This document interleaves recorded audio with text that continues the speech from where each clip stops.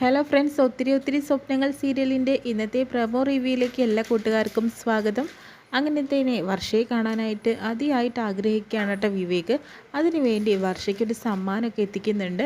അതിനുശേഷം തന്നെ ഇന്ന് രാത്രി ആരും കാണാതെ തന്നെ ഞാൻ വന്ന ഉടനെ എനിക്ക് തന്നെ കാണണമെന്നും പറയുന്നുണ്ട്.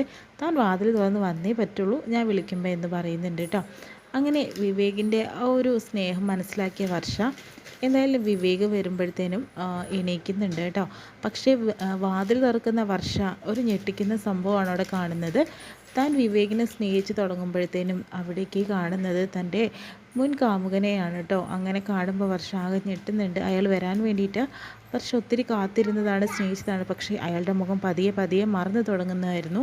പക്ഷേ ഇനിയിപ്പോൾ ആ ഒരു വരവ് കാരണം ഇനി വർഷയ്ക്ക് വിവേകിനുള്ള സ്നേഹം എന്താവും എന്നുള്ളത് നമുക്ക് കണ്ടു തന്നെ മനസ്സിലാക്കാം കേട്ടോ. ഇത്രയും കാണിച്ചുകൊണ്ട് നേരത്തെ പ്രമോ കഴിയുന്നത്.